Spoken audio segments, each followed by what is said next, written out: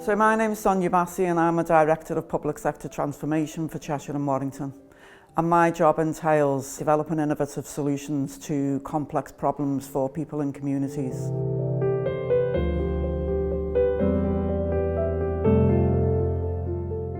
I think I was taught two things, and they mainly come from my parents really. I was told I needed to have a good education. It was always hammered home to me how positive and how productive having a good education would be and the benefits of that. And I think the other person who's influenced me is Nelson Mandela.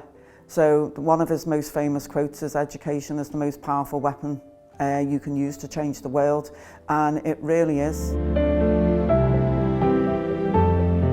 My experience in education was mixed. I went to a school that I didn't want to go to. My friends were all in a different school, so for a long time I sort of struggled with where I was and what that school represented. I think on another level there were lots of things in the school that didn't resonate with me. It was a girls' school. I wanted to do woodwork, it didn't do woodwork, it was a girls' school. There were career paths that we were encouraged to follow, to be a secretary, to be a hairdresser. I didn't want to be any of those things. And the types of activities and things I was interested in, like art, were not really encouraged. And the history didn't relate to me at all. It didn't relate to my heritage. I didn't want to learn about the Tudors and about the war. I wanted to learn about Black history, and it was non-existent. So I struggled really. Seeing what was possible for me in the world was up to me. And when I left school, I started getting involved in activism, and part of that activism was doing the banners, the posters, the leaflets to make sure everybody knew what was going on. We didn't have social media then, so you had to do all the hard work manually, and you had to go out and post leaflets and promote things in very different ways. So I found a career doing artwork for those types of activities. So the artwork I did always focused on showing Black people in a positive light and making sure that we could always see people who represented who we were. I would say don't give up. My educational journey has been a really, really long, challenging experience. I did my Masters when I was 46. That was 10 years ago, but it's so rewarding to get to the end of that journey and know that you've achieved and probably worked twice as hard as anybody else. You've earned your place in that room, in that job, so don't ever give up. You've got to keep focused, and you will get there.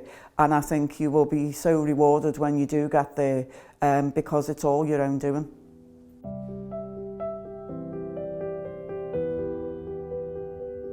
I was one of the founding members of the charity called Mandela 8, and it was set up on the back of aspirations by the local community to leave a lasting legacy to Nelson Mandela in the city of Liverpool when he passed away. And that dream has become a reality.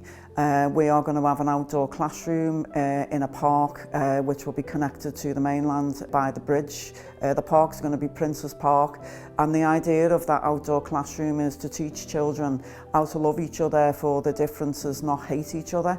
I think we live in a society now where hate is too easy for people to attach themselves to, and it's easy to look to somebody else when things go wrong and blame them for the problems in society.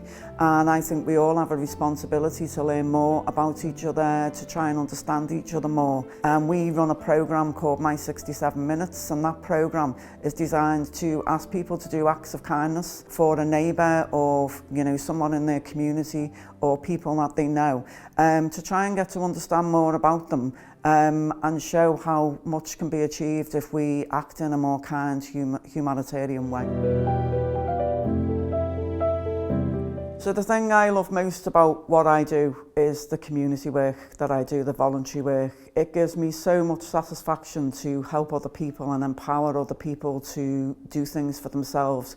People have lost so much hope over a long period of time that they don't believe that the things they want are possible anymore. Not only because of the poverty in the country, but racism in the country as well. It's just become so prevalent, and people have got such a confidence about them to be able to, be so visibly racist now, that it just gives people no hope that there's any possibility of a positive future. So the work I do in communities really, really empowers people and gives them confidence that they can achieve what they want to achieve. So I will do that till the day I die, that community work, because it gives me such satisfaction to give back to other people.